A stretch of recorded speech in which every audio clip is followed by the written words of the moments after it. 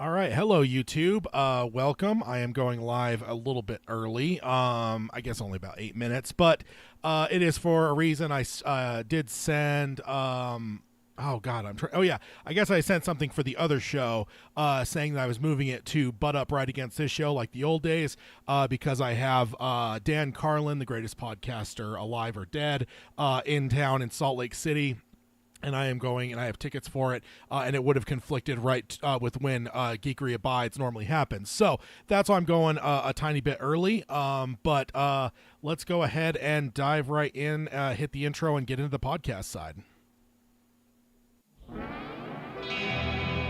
The Dark Tower by Stephen King. The man in black fled across the desert, and the gunslinger followed. Go then. There are other worlds than these. Death, but not for you, gunslinger. It's time we had our own palaver, I think, and it's going to take a while.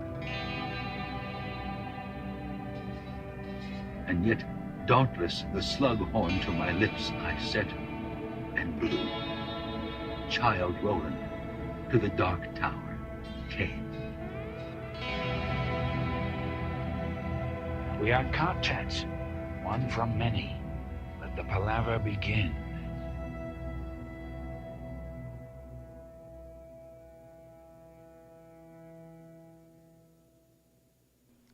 Hello and welcome to Dark Tower Palaver. This is the podcast covering Stephen King's magnum opus, The Dark Tower series. Here for a book club, a number, wait a minute. It says 11 on the screen, or on the YouTube side, but I have it 10 on my thing. Apparently I have mixed up where we are at. Somewhere I've mixed it up. Either way, I will get that sorted out. But ultimately, this is a big one. I've already said it in the social media and teased it last time. We are getting into the showdown at the Traveller's Rest on this episode. So let's go ahead, of course, and get into the introductions. And first of all, there's no way to do such a thing as the showdown at the Traveller's Rest without... Me! Can't do it without me. How dare you? How dare you think of it? Indeed. See, I just talked about the showdown at the Traveller's Rest, and then Peter suddenly appeared in the office here. So Just about popped up. Like it is the voted the most the fan favorite. What was that? 2 years ago for the wasn't last year. March right? Insanity best Dark Tower. It was last year. God Yeah. damn it! I keep thinking it was 2 years ago. Yeah, Yeah. last year. Last year's. It was crowned Yep. as the best Dark Tower moment. So, yeah, and then it's time to cover it. And welcome back. I gotta be here for this. Yeah, you at got least. you got to. Yeah. I mean, who doesn't want to talk about this glorious event here? But that aside, welcome to the showdown at the Traveller's Rest. And let's go ahead and jump on into this introduction stuff real quick.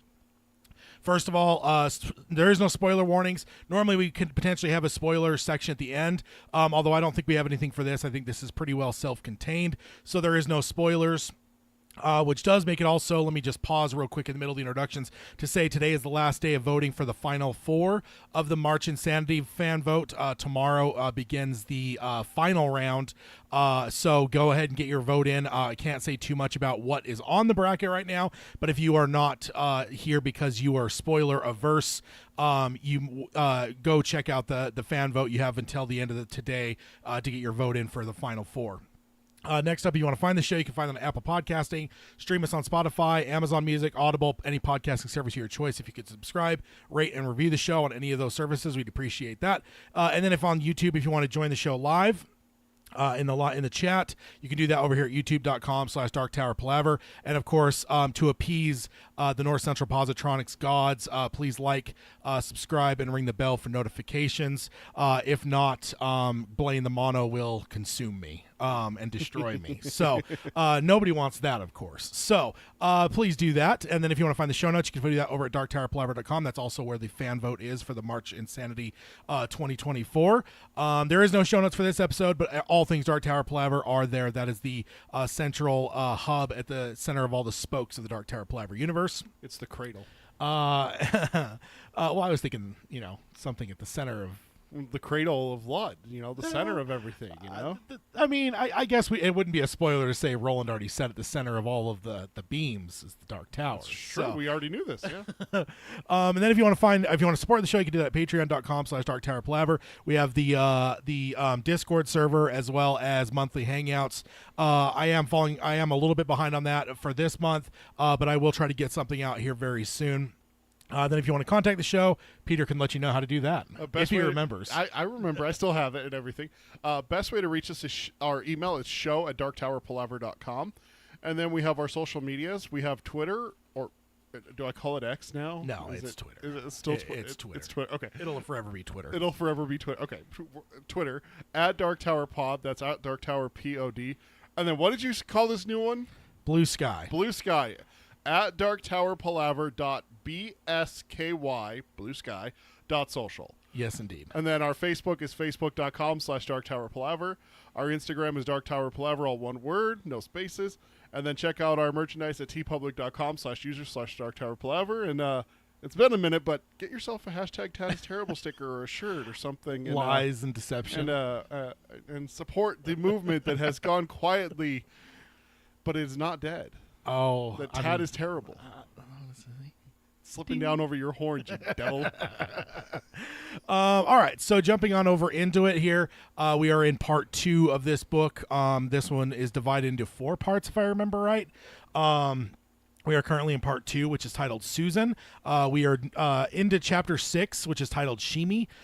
We did cover the subchapter 1 in the last episode, but this time we are starting right into subchapter 2. Subchapter 1 was kind of an after bit of the party, but chapter 2 begins us pretty much right here at the Traveller's Rest. So again, part 2 Susan, chapter 6 Sheemie, subchapter 2. Let's dive right in. Not confusing at all.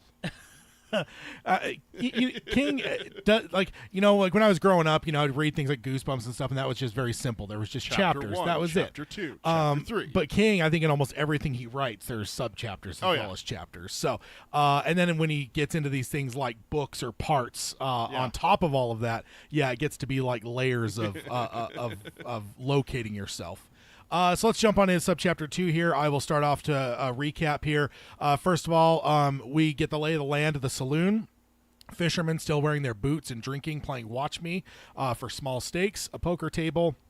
Satan's Alley with a lot of yelling men, largely cowpokes. Sheb playing the piano. Petty the Trotter dancing and singing right near there. Sheemie stopped by the piano with the camel piss bucket in one hand, grinning up at Petty and attempted to sing along, but she swatted him away without missing a word, bump, or grind. And Sheemie went away with his shrill but not unpleasant laughter. A game of darts was in progress. In a booth, a whore who styled herself after a person of royalty from Garland was servicing 2 men whilst smoking a pipe. That's an image. Yeah, that shows some talent. Let's see. I am blanking. 4th Legacy. The real name there. I don't know if Peter still has the notes. 4th Legacy is Ben. Ben. Okay. I do still have my notes. I didn't get rid of anything. I knew I was coming back at one point or another. And it says, feels good having the Tet back again. Indeed. The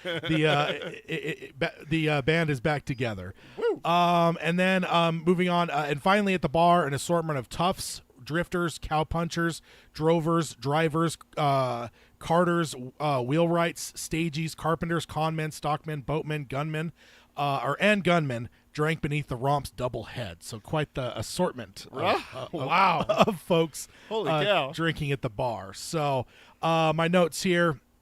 What a picture King paints. Never ceases to amaze me. I feel like I can see, hear, and even smell this entire scene. It should be easy work for Mr. Flanagan to bring this to life, I believe. Yeah, it's basically every Western we've ever seen. Also, one note that I have here that I forgot to write is I love the double head.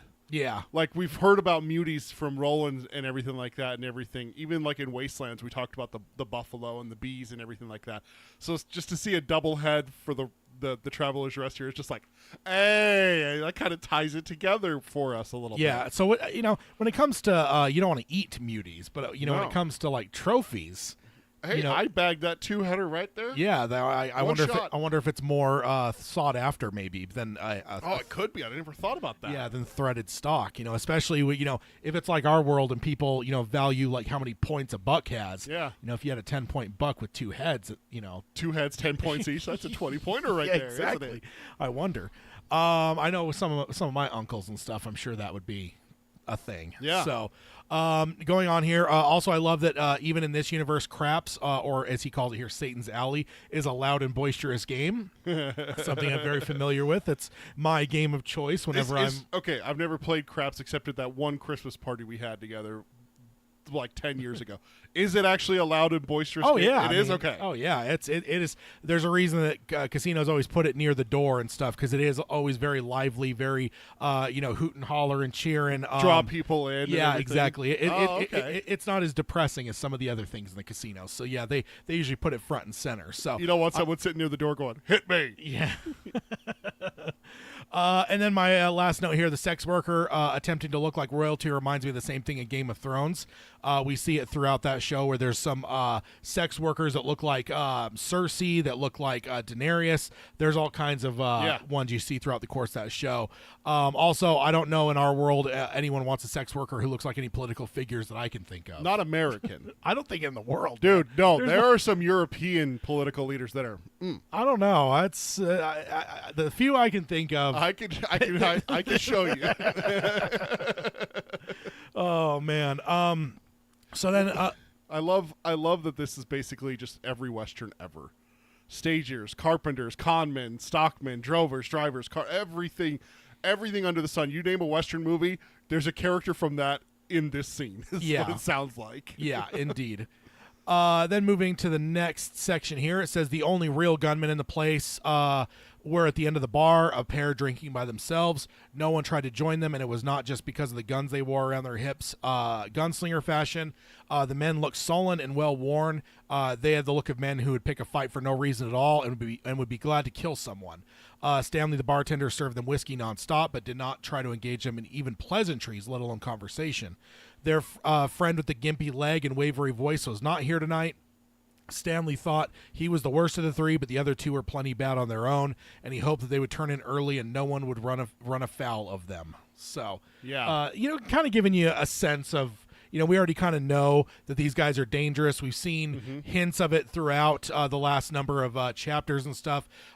We obviously know also we're privy to that, Roland and the Ct2 are not yet, that these men are not only dangerous, but they're tied to John Farson. Yeah. And there's some conspiracy nonsense going on Yeah, here. they hid the pink ball with Rhea and everything like that. So we're like, okay, they're up to something. Yeah. There's something going on here. And there's some high town folk that are involved Yes, with them. So, exactly. My note here, some of my notes here, this is so well written because we are seeing the level of fear the bartender has for the coffin hunters. And while Jonas is the worst, he fears these two plenty. And one can infer that his feelings are shared by most of the town. So it gives us an idea of how they are seen and perceived in this town. I guess also not to mention his fear goes out, but also nobody else is sitting up there bullshitting with them he doesn't either, want right? to say the wrong thing. He's not even like, hey, fine night, gents. Because Yeah. I could just see them being like the guy in a movie where it's just like, good morning, sir. Who says it's a good morning? That kind of thing. Yeah. He doesn't want to take any chances. He's just pour him a drink and hope that they go away. Yeah. And in my next note, I would imagine the way it talks about them wanting to pick a fight for no reason and having no problem killing someone, that must come from experience. People often don't worry about people killing for little to no reason without having seen it at least once. And in a place like the Traveler's Rest, you probably get that a few times. Yeah, yeah, indeed. So I think that, this isn't just like, these guys might be dangerous, they might kill someone, but just the way that's worded, it kind of gives me the sense that it's probably happened at least once, if not Yeah, exactly. many times. Yeah. So then it moves on. Reynolds and DePape were tired. They had spent the day at Citgo camouflaging a line of empty steel tankers. They had nonsense words like Texaco, Citgo, Sunoco, and Exxon printed on the side. They had moved what seemed like 1 billion pine burrows to finish the job, and despite what Stanley hoped, they had no intention of retiring the night early. DePape might have had Nibs been available, but she was working a ranch job for a few nights. Reynolds says that he is getting some steamed clams from the other end of the bar and offered DePape some, but he says that they looked like hawks of snot and went down the same. But said bring him some beef jerky. Reynolds agreed and went to the other end of the bar. Everyone gave him a wide berth. So you know what this reminds me of right here with like how they're acting and everything, and what King is painting right here is the Cowboys in Tombstone. Very early on when Wyatt Earp and his family maybe not even arrived yet. Dude, you see the cowboy, you cross the street. Yeah. Like, this is one of those ones where, like, they say it gives him a wide berth. It's Reynolds they're giving Reynolds a wide berth. Man, this is one of those ones where it's like, you're waiting for a drink, you're just like, never mind. Yeah. I'll come back at another time. Yeah. Kind of thing. Yeah, there are a couple of those scenes in Tombstone pretty early on where, like, they're in town, but there's also the wedding, when they go to the wedding and they kill all the people. Uh-huh. But also, like, the first couple nights in, like, the bar where they take over the Faro game. Yeah. Where you see the Cowboys just kind of, like, running roughshod, and the bartender's just like, I ain't doing shit. I know what happens if you mess with these guys. Kind of the same feel right here with DePape and Reynolds. Although, in all the Westerns I've ever seen, I've never seen, like, a hard-ass bartender. That's what we need to see in the West. There had to have been at least one bartender that knew how to use a gun. Yeah. Usually bartenders are portrayed as like these cowering weaklings, right? In almost every Western you've ever seen. Have you ever seen I have a business to run here, gentlemen. Yeah, have you ever seen a Western where like the bartender just like slaps a dude back and like pulls a gun out on my bar? I just don't feel like you see that very often. It feels like they're always kind of cowardly. Tad, I think we have the next blockbuster Western to write. The Badass Bartender. And I mean, it doesn't even have to be like based on him. I would just love to see where it's like, you know, some like old guy that used to be a gunslinger that decided to retire and be a bartender. Fought in the Civil War, and Yeah. he knows a thing or two, and he retired and started and opened a bar. Yeah, it seems like that would be a thing. So then my notes here, very interesting to see the oil tankers with brands that we recognize painted on the side of them. Yeah. Again, it is strange, the things that are from our world that are in this one, even if they don't have practical uses like they would here, right? We see tankers on the street all the time. Yeah. You can't go to Costco and get gas without usually seeing a tanker there loading up. Yeah, emptying its hull in there and everything. But even so, like you said here, they don't have a practical use. What use is oil? Yeah. Like in everything. So like it's kind of intriguing to see like, okay, well, why are these important? Yeah. Yeah. Indeed. My next note, interesting that he is not paying Nibs for some kind of exclusivity, at least while they're in town. You know, the fact that she's gone off to another job there, that seems kind of interesting, and doesn't seem like we'll see in a second here. He's not very happy about it. Yeah. Also, I agree with the Pape on clams. I've never seen a clam in real life. Really? Only in movies and TV shows. He's and about stuff. right. It looks like a little chunk of snot in there, and people just take the shell, scoop it out into their mouth, and yeah, it's pretty nasty, man. I am not a fan. So then moving on here, DePape was more sour now that he had thought of Nibs plying her trade on the ranchers. He yells for the bartender to refill the whiskey, and a cowhand leaning back against the bar jumps at the sound of DePape's yell. Sheemie was coming back in this direction with the camel piss bucket out in front of him. When the bar cleared out, his job was to clean, but until then, he just roamed with the camel bucket, dumping every unfinished drink he found into it. This mixture ended up in a jug behind the bar labeled as camel piss, and a shot of it could be had for 3 pennies. It was a drink for only for the reckless or the poor, which a fair number of both frequented this establishment. Sheemie tripped over the foot of the cow hand who had jumped. He fell to his knees, and the camel piss ended up splashing onto Pape, soaking him from the knees down in this vile mixture.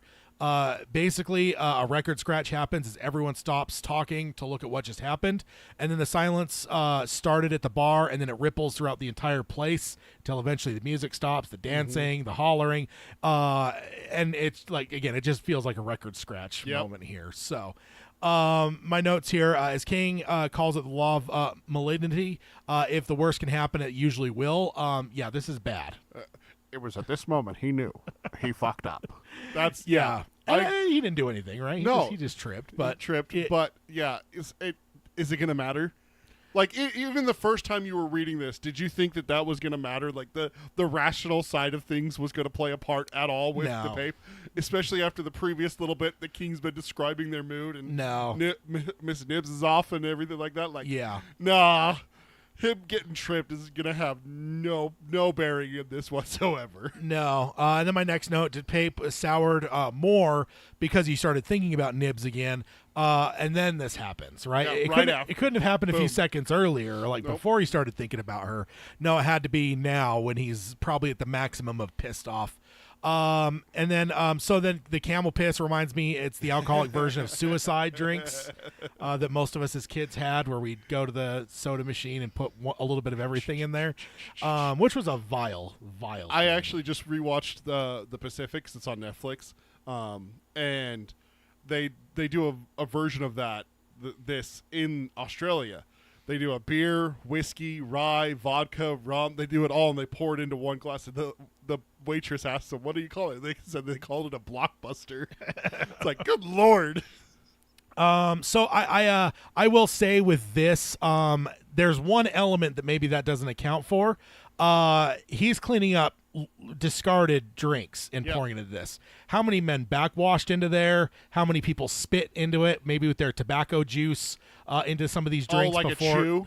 before they got poured into this. So this is a pretty vile thing. And I mean, the suicide drinks as a kid was pretty vile. I don't know why I did that more than once, but I did. There was a time where we were doing a thing with Scouts where we always ended up at a gas station afterwards. It was like a service project thing.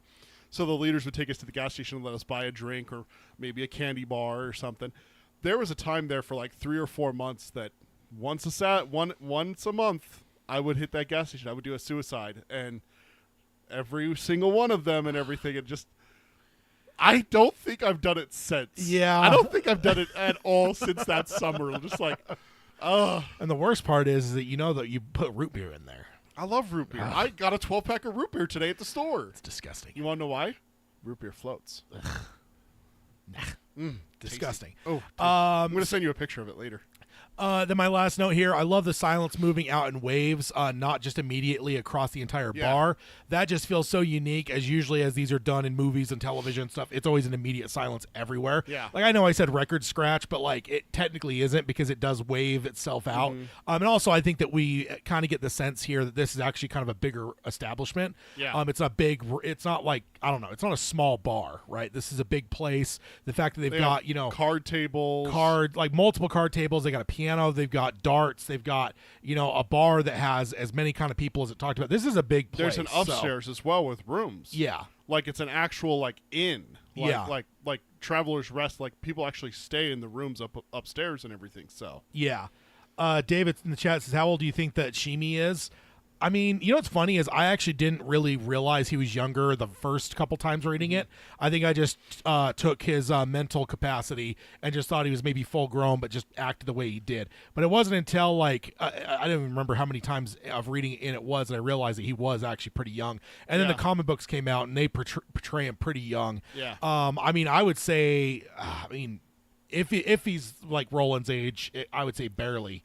I always thought 16. I always Yeah. thought he was a year or two older than the boys, because the boys are portrayed as 14 or 15. 14. 14. Well, yeah. Roland's 14. Roland's I don't think 14. we get clarity on the other two, but as close as they are, I kind of have a feeling they're all about the same age or pretty close. Within the school year kind of age, Yeah. like us, Yeah. and everything. I always pictured Sheemie as around 15, 16. For Yeah. me. Yeah, so he's definitely young, not to Yeah. mention mentally probably far younger than he is physically. Yeah. So then going on here, DePape did not hate the smell. It beat the smell of pine gum that he was covered in. He didn't even hate the way that his pants stuck to his knees. It might have been more irritating if some had gone into his boots, but none had. His hand fell to the butt of his gun. After all, here was something to finally take his mind off the sticky hands and absent whore. The bar all looked, including Reynolds at the other end of the bar, who was eating clams. Disgusting. Yeah. At DePape's feet, Sheemie tried to smile. DePape tells him that he has wet him considerably. Sheemie apologizes and says that he tripped and thumbed his finger back towards the cowpoke.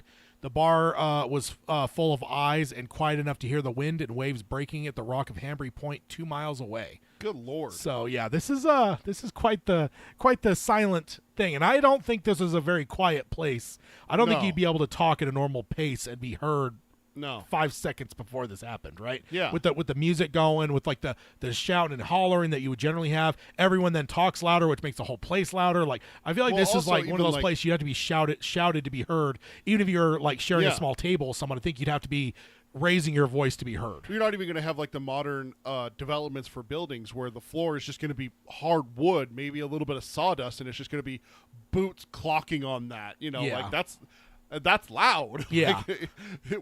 Just to pay like Reynolds walking down to the other side of the bar, his boots and everything like that, chairs scraping back.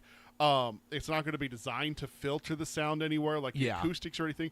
Maybe even it's designed a little bit to keep the sound in, so it doesn't disturb the other businesses on the Others. high street. You know, it might. You know, you don't know. Yeah, so the fact that it goes from what would have been very, very loud, I think, to quiet, this quiet, is wild. The cowpoke denied it and throw some insults at Sheemie's way. He says, don't blame your problems on me. Can you blame him? I mean, I mean, still, be a man, right? It's a yeah, kid. okay, Come but on. I mean, if it's you or him getting Yeah. the bullet, you know. Yeah, DePape says that he did not care how it happened, and he knew he was now, and in his mind, he knew he was now playing for an audience, and an audience wanted to be entertained, and DePape intended to oblige them. He raised his pant leg. Look what you have got on my boots. Sheemie looked up, grinning and terrified. Stanley could not let this happen. He knew the boy's mother and might very well be the boy's father. Also, the boy always did his work and never took a drink. And it also talks about his positive disposition. I also want to point out that finding someone that doesn't take a drink would probably be pretty hard to find. Yeah. Generally speaking, right? As a bartender, you're hiring people. How many people are going to be sneaking shots Yeah. and stuff? So, Well, back to David's question. This is one of the things that made me think that he was a bit younger. Is they call him a boy here, so yeah, the boy, not the young man. Yeah, you that's know, true. or the man, or anything like that. yeah. He apologized and offered DePape free drinks the rest of the night if he would just let it go. DePape moved in a blur and never looked away while drawing, but found the bartender just from his voice and pistol whipped him, shattering 3 teeth. Reynolds kept eating clams, totally entertained by the show. Oof. At the other end of the bar. So, Ooh. I don't think there's any emergency dentists. No, I in think this. that when you lose those teeth, they're gone. Yeah. And it's not like he said knocked out 3 teeth. No, shattering 3 teeth. You ever broken a tooth? Yeah. It's not a pleasant experience. No. It hurts like hell. Yeah. So, Second to only biting tinfoil.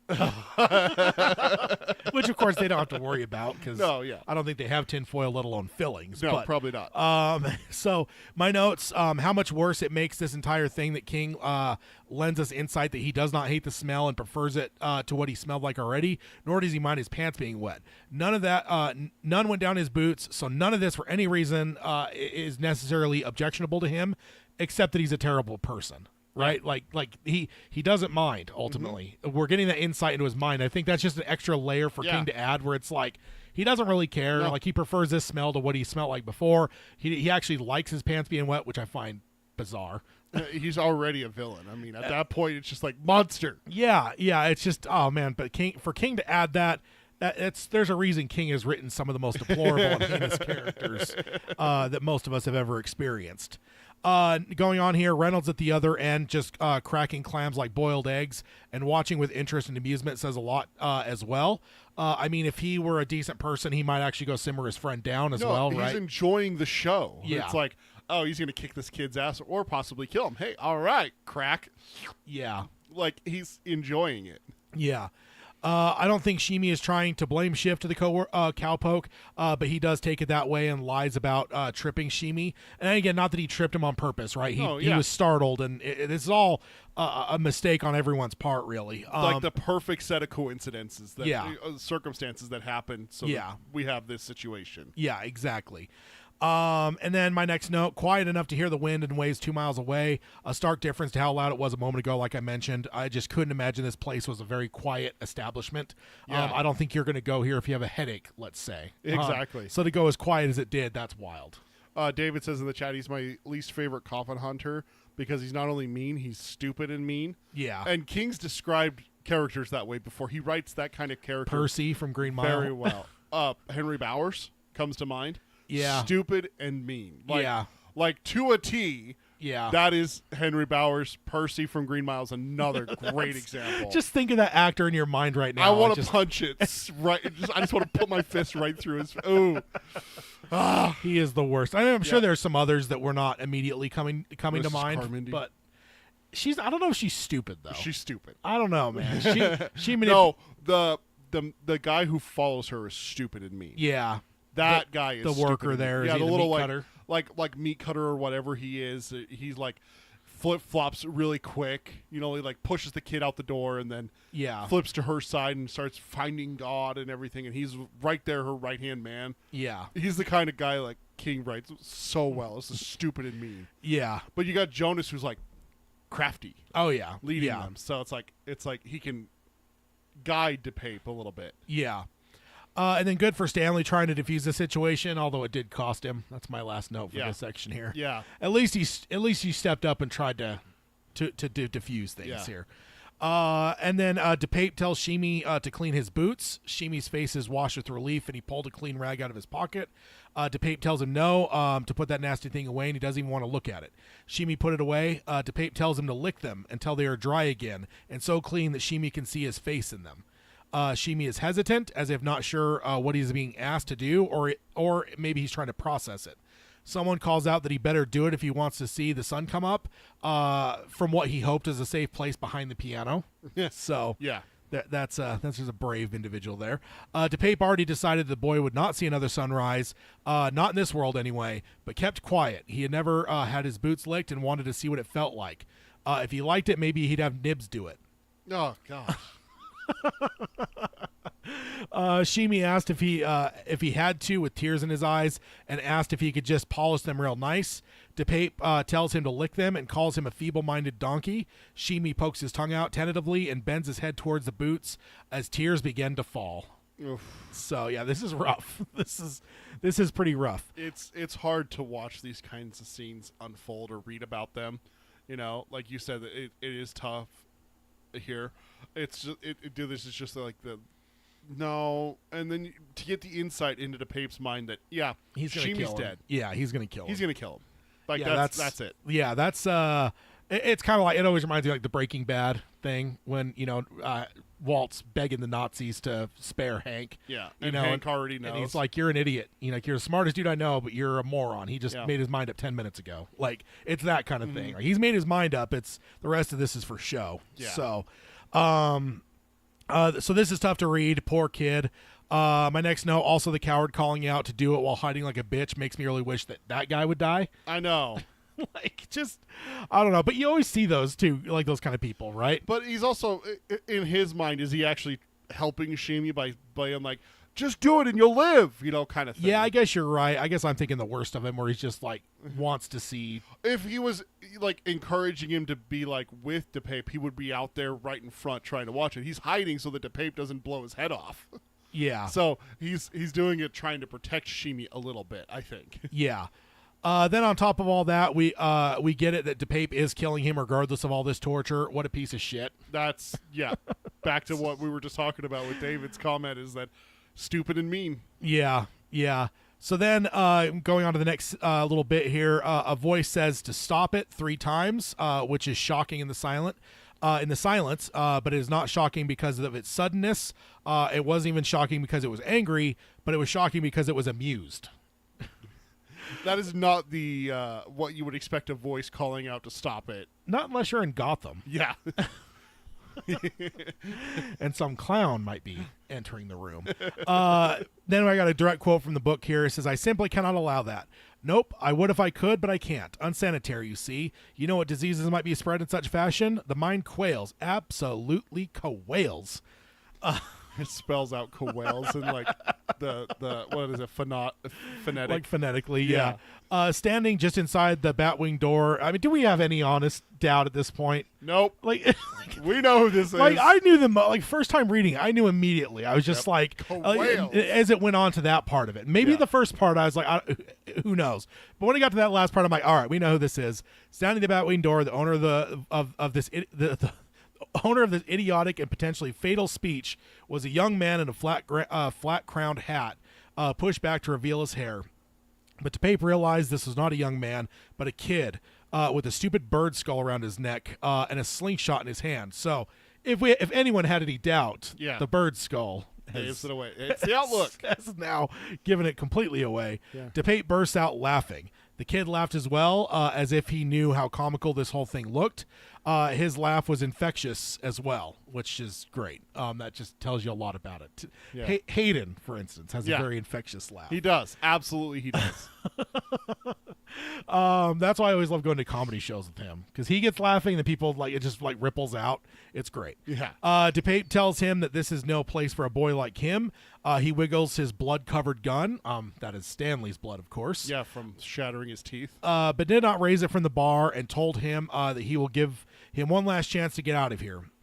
The kid thanked him for his one chance, but he did not move. DePape could not tell what was in the cup of the slingshot, but it looked like a metal ball. After DePape said, as a, trying to dismiss him, the kid said he knows he is a pain, but he would like to give that one chance to Sheemie and let him clean his boots with the rag and go on living. There was a murmur of approval to that from the crowd, and DePape did not like that one bit and decided this kid would die as well. And the kid who spilled the camel piss at least was feeble. This other kid didn't even have that excuse. DePape saw Reynolds moving to flank the kid, but didn't think he needed the help. He tells the kid that he has made a mistake and thought the slingshot dipped a little as he made his move. Oh boy. This is just tense, isn't it? You just feel it right through the page. Every single time I read it, listen to it, whatever. This is one of those ones that you have to set aside. Okay, I need this much time. Yeah. Because I'm listening to this from start to finish. I am not pausing this to go into the store. And I'm not pausing this to go back from a break. No, absolutely not. I am listening to this entire part. Yeah, and such as the same way that decided that this episode would be its full episode. And it turned out to fit perfectly. Yeah. But I told everyone last episode, it's like if this last book club, it's like if this takes, double the time, like I'm going to cover this whole thing in one episode. I can't do part one, part two. No. Like they just can't do that. No, I'm not a monster like King that puts a to be continued after a massive cliffhanger. After the riddle competition begins, rules have been set and begins. Yeah. You're not that bad, bastard. And I didn't even like get impacted by that. I didn't have to wait. We didn't but have all to those wait. people had to wait 7 years. Jesus Christ, I can't fathom it. David says, I know that Roy is only 25 years old, but for some reason I picture him as a middle-aged guy. Yeah, I think that was another one. The first few times reading it, I always just pictured all of them being older dudes, like not as old as Jonas, but like guys in their 30s or 40s. I picture, but it's like they're like one's 25 and one's younger than that, isn't he? I think he's the same. No, one's like a tiny bit younger, 22, 23 or something like that. Isn't yeah, he? So it's wild. I always picture Michael Bihn's character from Tombstone. Because he's just evil. Johnny Ringo. Yeah, Johnny Ringo. Yeah, Ringo. He's just evil, and so that's what I picture. Is I could see Ringo doing something like this to a bar kid. Like just for entertainment. Yeah, Smells you know like who I could someone see died. doing it? Huh? Ike Clanton. Oh, Ike is. Ugh. That's a Stephen King hateable character. You almost think that Stephen King should have written that guy. Yeah. Stephen King took one look at him and went, "Noted. I can do better. I could do better." So then my notes here, Cuthbert in all caps and stuff, because it's him. Let's just give a round of applause to Mr. Cuthbert here. We could even go over to here and he deserves every second of it. Every bit of it. Every bit. I already liked him the first time reading it. I already liked him as a character, but this is the moment that I absolutely fell in love with him as a character. Mm-hmm. This is he's like a top 5 character to me, which I know perturbs you at times because how Eddie has often not been. But this went from like, I like him. He's kind of funny, and like he's there with Roland with the hanging and stuff, and like we've seen him throughout trial and everything like that. He's standing by him and everything. Yeah. So it's like he feels like the best friend or whatever, and you kind of like him. And we've seen bits of his humor and stuff, which makes you like him a bit. But this moment here is the reason that he is like one of my top 5 Dark Tower characters. Is this moment? So huge round of applause for him. He's amazing. My next note, a slingshot versus a gun doesn't seem like a good matchup, though. Oof. No, it does not. My last note: this is so well written. King is a master. The tension here is incredible. I would have I get that like reading like transports us away, but like I don't know, like it's just this is next level, man. This pulls you in. It grabs you by the throat. It doesn't let go. And that's what we were talking about just a second ago. It's the reason why we always set aside time when we get to the Traveler's Rest. It's like, I don't know if you've ever done it, but I know I have. It's like I'm getting home from work and it's like, and then the Traveler's Rest is like, pause. I'm not listening to that again until I have time. Like I know I don't have time to get through it, so I'm just going to hang on to that. And I know that the next time I turn on this book again, or if you're like right here, maybe into the next chapter, and like you like arrive at your destination, you stay in your car and you keep listening. So let's jump on over subchapter 3 because King, of course, leaves us right there and then jumps to the next subchapter. Let's see if I remember how to do this. It's been a minute. Again, it also said that DePape is making his move was the last thing that we saw there. So the next subchapter starts off and says that they talked about what happened for 3 decades after the fall of Gilead and beyond. By that time, there were over 500 old gaffers claiming that they were drinking a beer at the rest that night. DePape was young and really fast, but never had a chance. The thwip twang of the slingshot and a gleam of steel flying across the saloon, and DePape screams. His gun drops to the floor, and a foot spun it away. While the coffin hunters were still around, no one claimed that foot. But once they were gone, hundreds did. The shot had smashed into DePape's second finger and torn the fingernail clean off. A little bit lower, and DePape would have been able to blow smoke rings through the hole in his palm. My first note here is just, man, what a hell of a shot. And fast, too. Yeah. Because it's not like he had the slingshot drawn. He was just holding it. So the time that it takes someone to raise a gun versus the time it takes someone to raise a slingshot and pull back, I mean, you can do it at the same time, but yeah, to beat him even shooting. Yeah. Like, he doesn't get a shot off. No. Woo, hell of a shot. And then catching up with David, he says, it's funny to me that while all this is happening, Roland is walking around singing dashboard confessional songs like a sad boy. Emo Roland. Emo Roland. And then he also says, I think it has to do with how Frank does the voice in the audiobooks. Roy sounds a little bit older. And that can actually influence quite a bit how we perceive some of these characters for sure. But I will say I can't blame that, though, because, again, even just reading it, I read it for the first, 5 or 6 times in book, and I don't know why, I just always place them as older. So, I don't know. It happens. Yeah, exactly. I was the same way. I never pictured them as, less than a decade or less older than Roland and them. I pictured them at least, 15, 20 years older than them. Yeah. So. Yeah, indeed. And then I have my next note here is always that way, isn't it? Something big happens at a small town, especially a bar, and suddenly everyone is there. Also, the foot claiming to have kicked DePape's gun away. Yeah. How no one did it while the coffin hunters were still in town, but as soon as they were gone, everyone's like, oh, yeah, and then I kicked his gun away. And it's like, you weren't even there that night. Yeah. Shut up, Bob. So that reminds me, I've always heard the idea that if everyone who claimed to have been at Woodstock in '69, if they had all actually been there, there would have been 1 or 2, 3 million people instead of the 400,000 that were actually there. Or as the old saying is if there were, if it was true that every true piece of Christ's cross that had been claimed over the years, there'd be enough there to build a house. It's one of those things. So this feels exactly like that. I remember a show that had vampires in it where it's like, I was at the crucifixion, and one of the other vampires goes, if everyone who was at the crucifixion that was claimed to be there would have been like Woodstock. Yeah. It just reminded me of that because you did Cross and Woodstock in your examples. Yeah, those are the two that I always see and hear about where, I don't think you see as much of a true piece of Christ's cross as much nowadays, but 1,500 years ago, there was just all kinds of claims and whatever.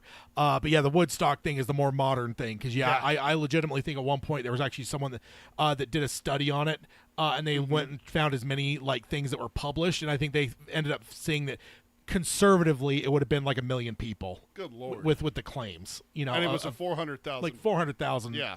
Tops. So more than double what was actually there. Yeah, exactly. Yeah. So reminds me of that. Also, my last note here, got some finger trauma for Mike Flanagan. Degloving. We could turn that into a degloving, right? Slow motion, just ball bearing, just.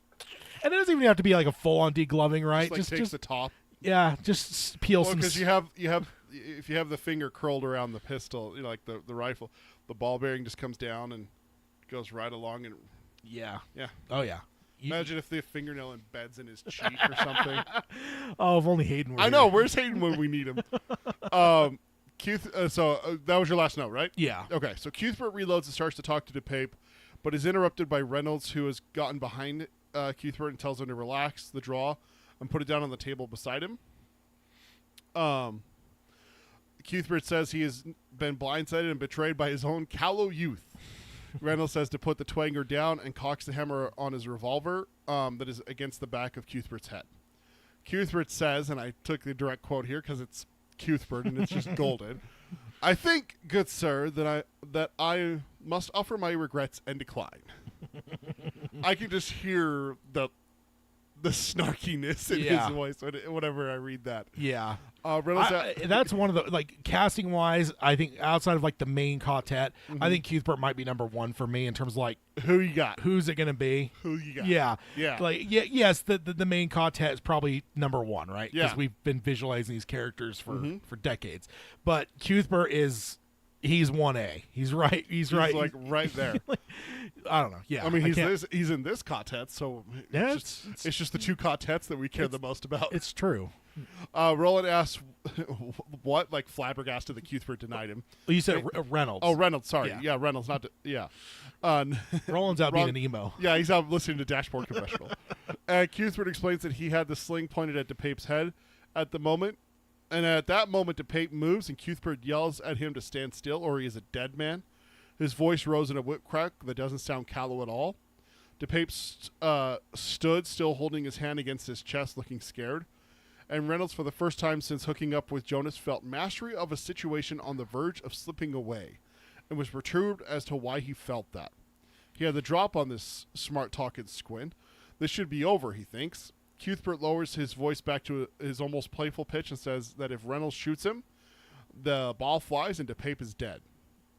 Reynolds says no man can make that shot, and Cuthbert says let's leave it up to his friend, and he asks DePape, "Hi-ho there, Mr. Spectacles, would you like your pal to shoot me?" DePape, of course, declines, as any man would, right?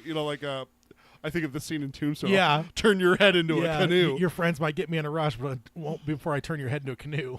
So he's bluffing. No, he's not. No, he's not. It's always a little bit Billy. It's always a little bit different when the gun's pointed at your head, right? Than if you're the one that's going to do the rushing. Yeah. So, DePape, of course, declines. So it's a standoff then, says Reynolds, bemused, and then it quickly changes to horror as he feels the blade of a very large knife slip against his throat.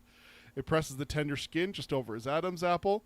Alan says it's not a standoff and to put the gun down or he will cut his throat. And my first note here is I went, oh boy, this just got very interesting. It was interesting before. Yeah. Now it's very interesting. Yeah. And David says, it took me a few readings of the series before I thought that he probably let Reynolds sneak up behind him. I've never really thought about that. Just let him do it? Yeah. Oh, interesting. Because then it opens it up for Alan to get the jump on it. Because if he had just stayed at the other end of the bar, they have no chance, right? Like they wouldn't be able to get the better of Reynolds because he'd be pointing at DePape on the other side. Reynolds would be there pointing a gun at him. How would Alan be able to help? Especially if he only has a knife. Yeah. He doesn't have a slingshot. Yeah. So Alan he's like, Cuthbert's like, have my back. And then he walks forward so that Reynolds is on his 6. Yeah. And it even talks about how Reynolds is moving on. Dude, I've never thought about that. Think That's good Cuthbert, call, with all David. of his training, that he wouldn't have known that there was someone moving exactly. to get to his 6? Yeah. He absolutely... Dude, David, good call. Good call. I've never thought about that, actually. Oh. But it makes total sense. Yeah. That's why I love doing these, because it's those small things like that that really jump out. That when I'm just going through, it's like a small... If we do a 10,000-foot view, you wouldn't have got that. No. But when we're down here in the weeds, that's where you get it. Yeah. Yeah. That's good. That's a good one. I like that. And then my note here, Cuthbert's dramatics kill me. Which is so weird because you usually hate this kind of shit with people, but you love it. He's so cool. I love him. He's the best. And it's the perfect pairing, too, because we know, I guess we know Roland is an adult, and we can assume a large part of that is the same as Roland as a kid. Well, we've seen him as a kid enough. We have, yeah. With the hanging with hacks and everything like that, and then also with what happened with his mother and his trial. Yeah. And then the very first scene in this book with his dad, the very when they're first scene sent, when the dad comes bursting into the horse room, there's that, that you see Roland, he is not and in any way that different than how he is as an adult. So I just love it. It's that perfect pairing. Yeah, it's wonderful. It's like R2 and 3PO. They just it's peanut butter and jelly. They go hand in hand. Absolutely, indeed. Even though R2 technically doesn't have hands, he's got the little claw. The little claw. Okay, I guess that counts. My note here is a little bit long, but I love the insight into the coffin hunters with how scared DePape is instantly here. I mean, he takes one little wound, gets disarmed, and that's it. No, don't shoot. No, don't shoot him. Yeah. You know? They've never had any adversity, really, is what this is. It kind of makes it feel like, right. Like Jonas, certainly. He's an old guy. He's been around a long time. But these guys have been under his wing, and they've been protected. And it's kind of like, it reminds me of Jaime Lannister, and you know, where it's like, oh, you don't have a scratch on that armor. And he's like, well, I guess I picked my opponents well. You know, it's one of those things where you pick what situations you put yourself in. Yeah. And it seems like Jonas has either controlled it or helped them always be in situations where they always have the massive upper hand. It reminds me of what you talked about. We were talking about sports a little while ago, maybe a year or so ago, talking about how professional sports players, no matter what sport it is, they're the best coming up. Pee-wee, Little League, whatever they're playing. They've never faced a player better than themselves. A player better than themselves. Some of them have it happen in college, but a lot of the ones that make it to the pros, that doesn't happen. They go 13-1, they go 14-1, or they win the March Madness or whatever. Yeah. And then they get to the pros and they get the absolute shit kicked out of them. There's some people that get to the pros that have never lost a game. Yeah. Ever. In football, absolutely. Yeah. So it's kind of that situation because we see Reynolds here. The Reynolds feels the situation getting out of hand, and the line is that's never happened since they teamed up with Jonas. Yeah. A situation, feeling the situation getting out of hand. Not a situation not even getting that it's out of hand. Not that it's out of hand, but feeling that he's losing control of a situation. That slipping thing. Yeah. That's never happened since teaming up with Jonas. I mean, holy shit. So they've been babied, ultimately. Yeah. And now that they have some adversity, they're folding like laundry, ultimately. Well, at least DePape is. And then the finish up my note here, it says it tells you a lot about how they ride together and just how dangerous they are. Again, they've never even thought that they were losing control. Not that they actually lost control, that they were thinking that they almost lost control. Yeah. This is unheard of for them. You know, it reminds me again, I know we keep going back to Tombstone, but it is one of the greatest Westerns ever. I mean, it fits. Like Clanton, Ike Clanton, the McClowrys, like they kind of have this bullying nature. And then, the OK Corral happens and they run into ones that, they're like, oh, shit. that won't be bullied, right? Yeah. Like, it's a lot different when all of a sudden someone stands their ground. Yeah, exactly. Yeah. Yeah. Love it. And then my note here, and to feel, 14-year-olds at max. Roland is 14. I assume the other two are his same age. Yeah, like we talked about. If anything, they're younger, not older. So it's just like, just putting that in context of what they're dealing with here. The fact that, let's not forget how easy it might be to forget. These are like 14-year-old kids. So that adds a lot to it here. And then my last note, my God, there's a reason this is the DTP Greatest Dark Tower moment. You know? And I didn't say it before, but this is the end of the subchapter. That's where we left the subchapter there. King keeps leaving us off on these. Holy cow. Yeah. Woo! All right, so jumping over to subchapter 4. Just outside the Batwing doors, just having arrived by simple good fortune in time to witness this Pinch and Jilly show, Jonas watched with amazement, contempt, and something close to horror. First, one of the affiliation brats gets the drop into Pape, and then Reynolds covers that one. The big kid with the round face puts a knife to Reynolds' throat. Neither a day over 15 and neither with the gun. So that's his read on it, right? Because we know Roland's 14. So, but his read is like, there's no way they're a day over 15. Yeah. So they don't look older than they are. At least that's what that tells us. Is we know they're at least Roland's 14. We assume the other two are younger than him, if not the same age.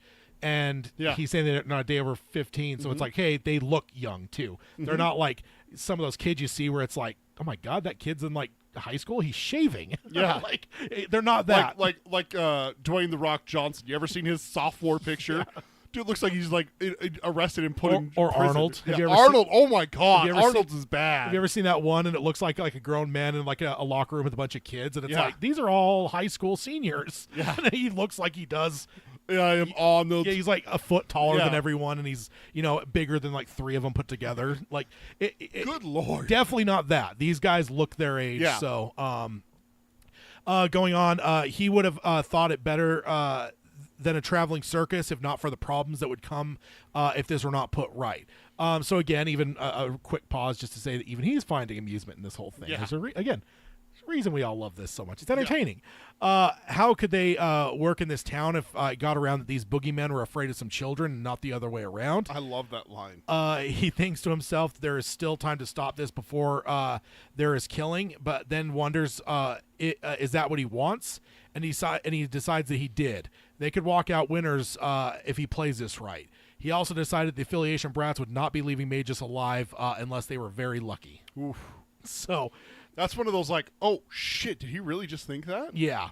Like moments like, oh damn, we're going there already? Because we saw him talk to the mayor and a couple people, and it's just like whatever. We'll just make sure we keep them away from certain areas and like just let them do their thing, whatever. So that's kind of the disposition we knew these guys were in. Again, him and the conspiratorial people he's involved with at the town. But now it seems like that's out the window. He doesn't want them to die right now because he wants to just fix this. But he doesn't think that they're going to make it home. So, and again, we know what kind of person Jonas is, and all of them are. That's not the kind of person you want deciding that these kids aren't going to live. Yeah. Exactly. Let's see. So good fortune for them, but not so great for our side that Jonas happened to be coming at this exact moment. I know, right? It's like, again, the perfect set of circumstances for all of this to fall and happen. Yeah. And the thing is, I will say from King's perspective, it doesn't feel ill-written. Sometimes things line up in a way where it's like, come on, man. This doesn't feel like that. Yeah. This feels about right? Like Well, the party dissipated. You go to the bar. He probably walked Cordelia home because he talked about sweetening her up, and then he's gonna go. Then after that, travel from that house to the bar. He's gonna get there later than the other one. So That's that right. makes total sense. Absolutely. My next note, I love that he would be amused by this scene if not for the trouble. So I guess it's entertaining even for him, aside from long-term problems. So no wonder we all love this so much. No wonder it won the poll last year for March Insanity. And then my last note, he decides they won't be going home. That at least tells us this is no longer a safe hidey hole that their fathers thought this was. And we knew these men were dangerous, but now Artette is on their hit list. If they get out of this, of course, because this is still a very trepidatious situation here. Yeah. We know Roland's not going to be, like killed, but we don't know anything about these other two characters. We know that they die. Yeah, we know they're not there when Roland. Is it here? Yeah, it's like this could be a thing where Roland's now alone and his friends die in this circumstance. So, definitely interesting. Let's see. Going on here, he wonders where the other one was, Dearborn. Got an important question. The last thing he needed was to find himself humiliated the way that DePape and Reynolds had been. He knew he wasn't in the bar. He turned on his heels and scanned the South High Street in both directions. It was almost day bright under the light of the nearly full moon. No one around, not in the streets, not on the far side. The Mercantile was across the street with a porch, but nothing on it but totems of the guardians of the beam: bear, turtle, fish, eagle, lion, bat, and wolf. 7 of the 12, it says, but no men or boys. He peered hard into the alley between the Mercantile and the butchers and saw a shadow and tensed, and then relaxed as he saw a green set of cat eyes. So he's really looking then. Yeah. Like, I don't know if I would ever mistake a cat for a person, but he's so on edge to find Roland that he's mistaking a cat for a person. Yeah. He nodded and entered the rest. Alan heard the squeak of the Batwing hinge, but Jonas's gun was at his temple before he could begin to turn. Jonas told him unless he was a barber, he should put the pig sticker down. And he said he would not get a second warning. Alan said no, and Jonas was thunderstruck, as he was expecting nothing but compliance. He asked what he said, and Alan said he heard him. He said no. Dude, that takes balls, man. Yeah, indeed. Like, absolutely. David says, before we get into the notes here, the way he reads Jonas in the audiobook, slam dunk, chef's kiss. Exactly. Oh, yeah, the little quaver in the voice yeah, and everything.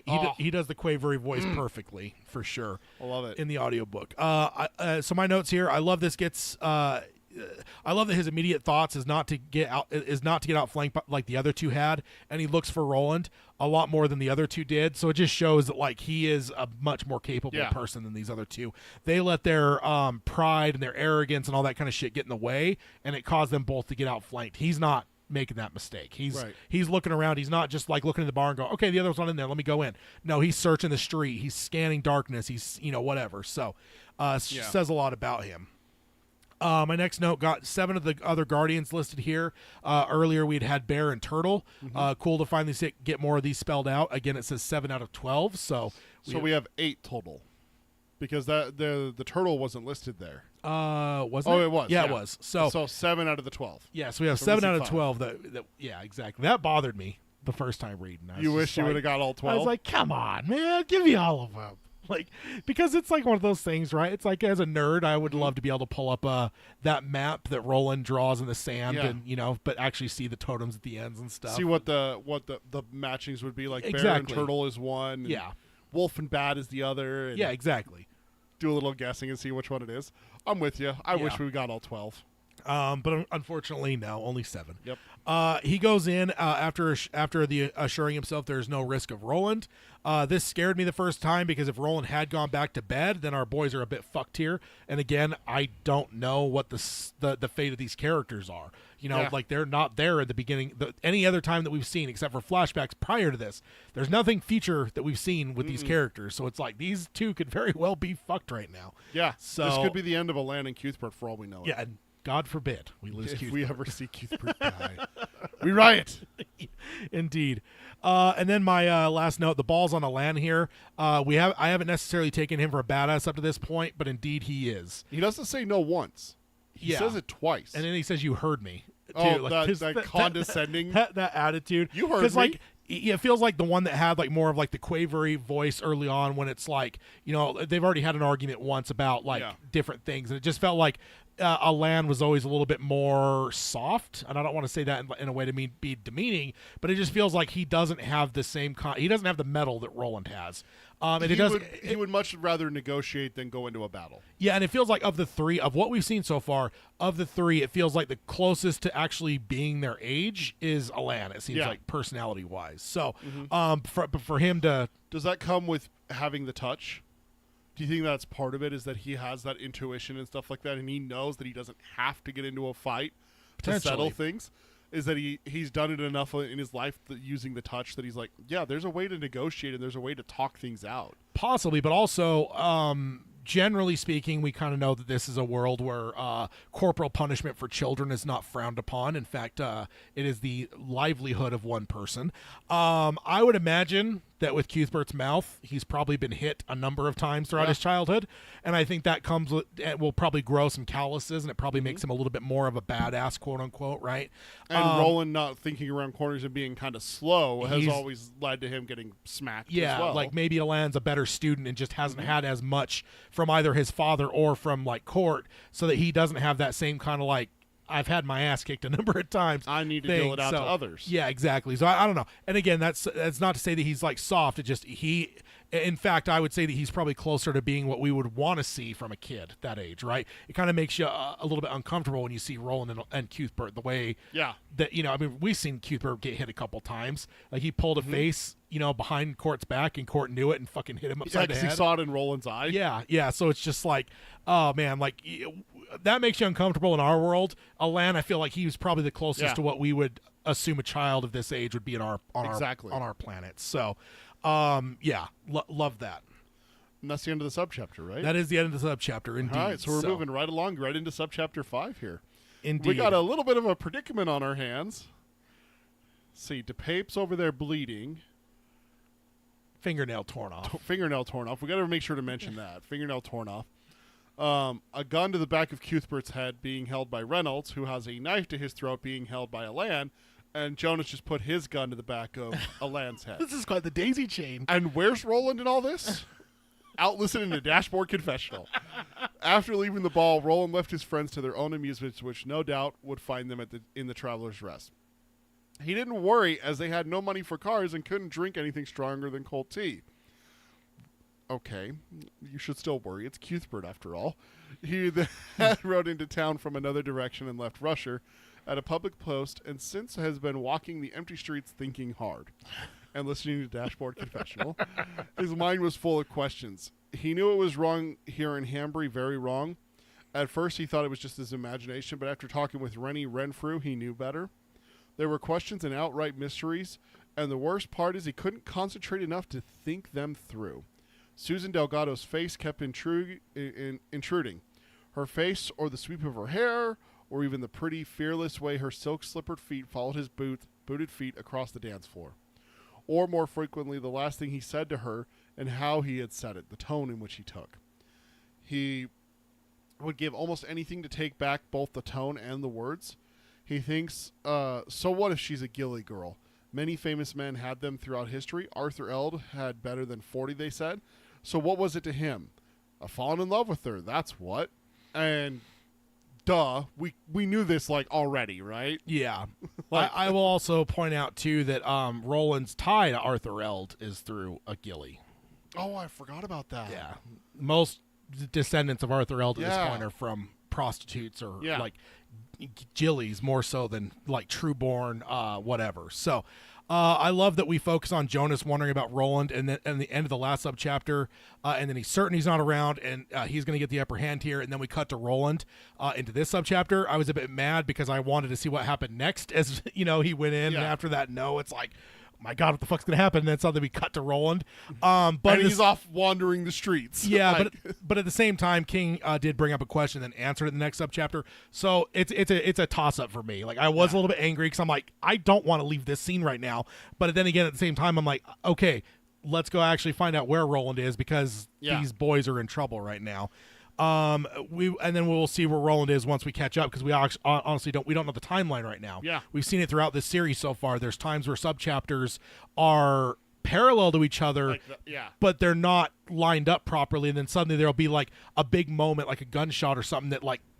Yeah. You know, but you're like, wait, I thought that we were like exactly alongside, but then suddenly you realize, oh shit, no, there was a time difference there. So we don't know, like this could be like hours later, this could be like before. We don't know. So this is an interesting jump for King. Yeah. I mean, it's just we kind of had the idea that he really liked Susan before, but like he's full on saying like he's full on in love with her, that's a complicated situation to say the least. But it's driving all thoughts out of his head. Yeah. And isn't it just like King that he takes us down, he asks this question like, hey, there's something really wrong here in Hambury. And it's like, holy fuck, Roland's already figured out that there's something wrong. Yeah. And then instantly it's like, nope, lovesick path instead. Down you go. Well, he is 14. So. Exactly. Yeah, exactly. he may be a much abused and trained 14-year-old, but he is a 14-year-old. And a 14-year-old boy at best. Yes. I mean, let's be honest. We both remember what it was like to be 14. Yes, indeed. It looks like Hado's in the chat. Hayden! Look at that. He may have missed the finger. He did miss the fingernail getting ripped off by a ball bearing shot out of a slingshot. We should talk about that real fast. The finger trauma. The finger trauma. It's a Flanagan special. We're hoping that we see it in the show. In great detail. Maybe even in slow motion. Slow motion, yeah. Oh, he heard it. Yes! Yes! Oh, I love it. And just for Hayden, this... Disgusting.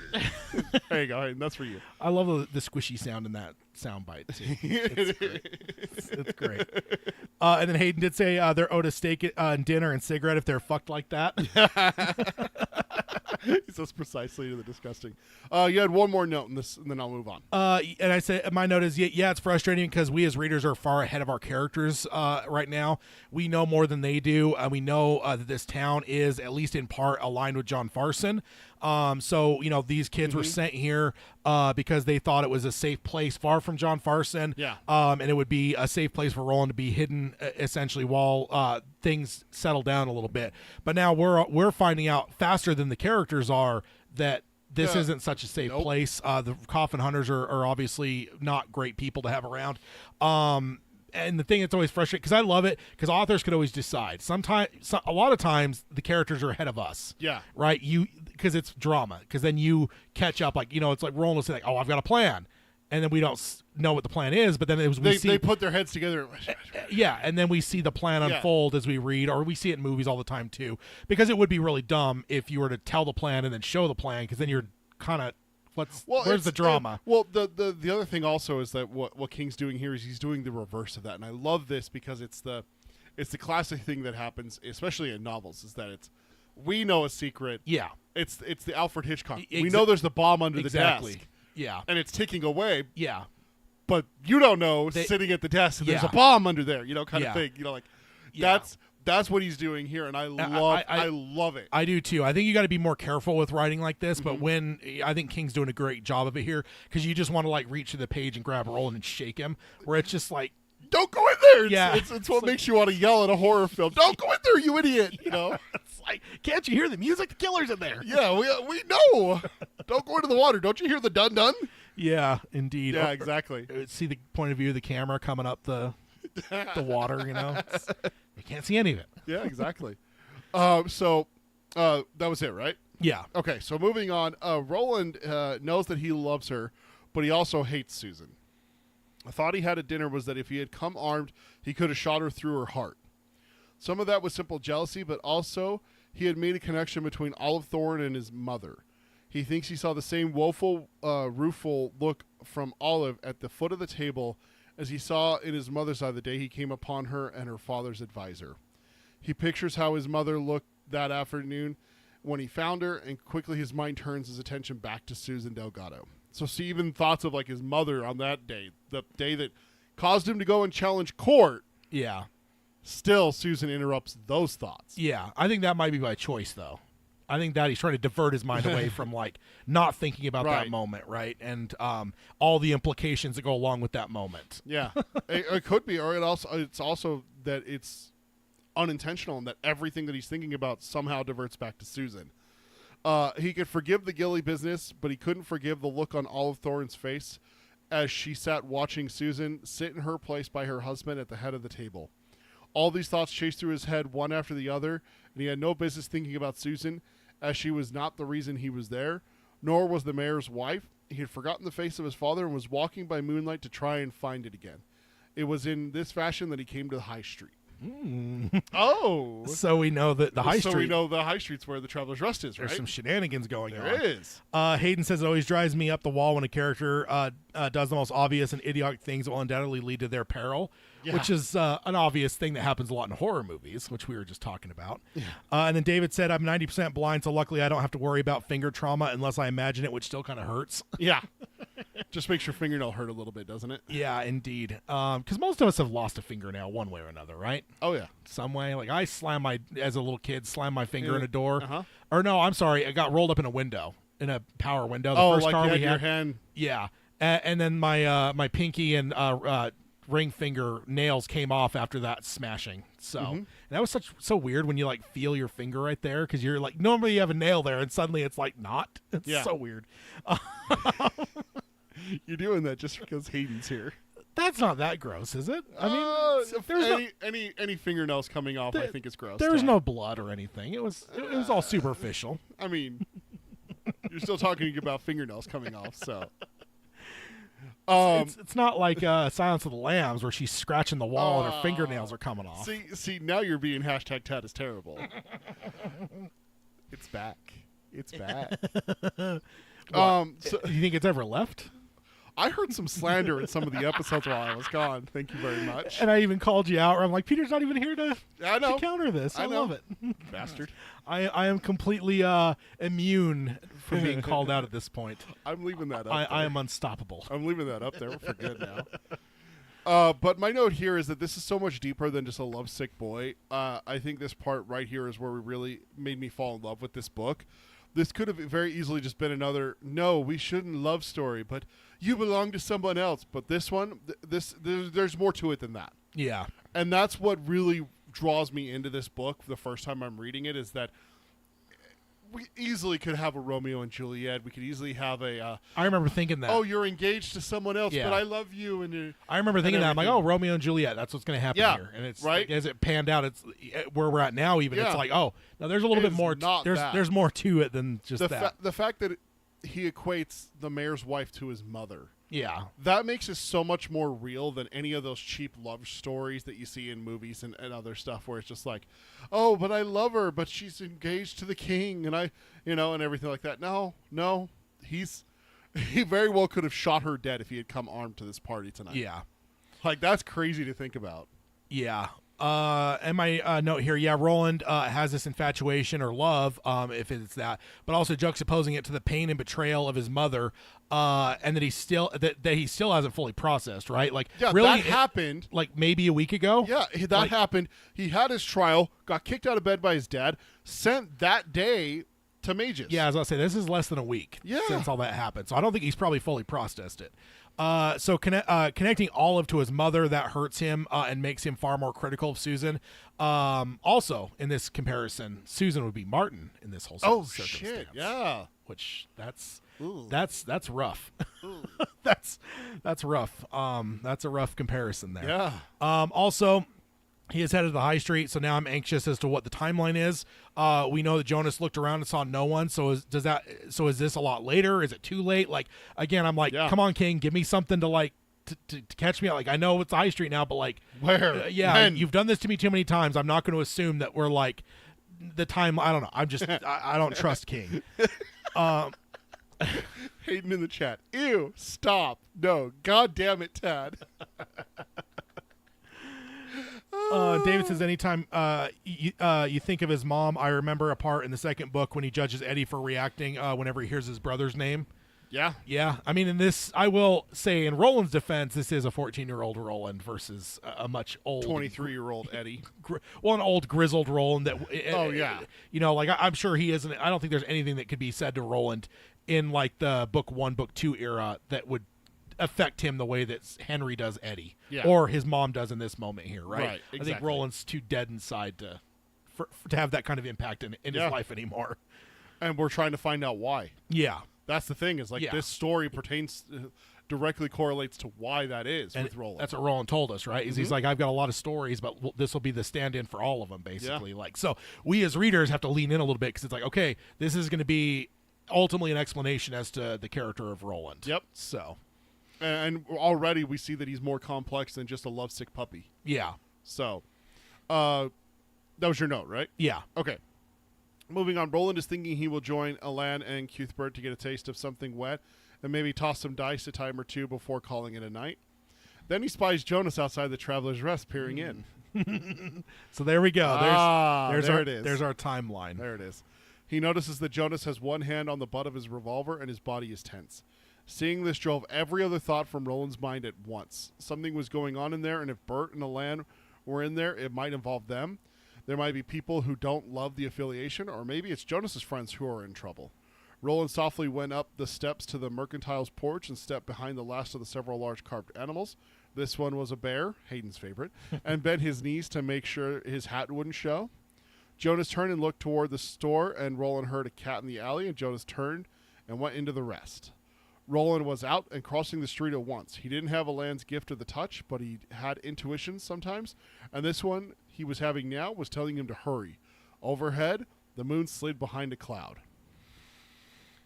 My note here is just Roland as a robot. Later on is what Eddie accuses him of just being like, emotionless and stuff like that.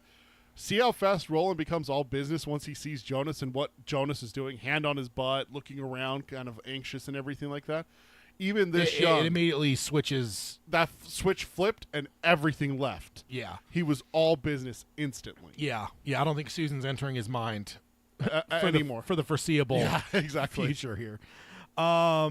Yeah, in my note, indeed. Also, now we know the timeline. He was on the porch of the mercantile, but was hiding. I do love Roland. Because we didn't know, like, ultimately, again, I can't wait to see how Flanagan films this. Does he, do it in two parts to where it kind of does this, like, back and forth thing? Or, like, is it all at one time? I don't know, but I can't wait to see it. Hayden says in the chat, haha, Peter said hand on the butt.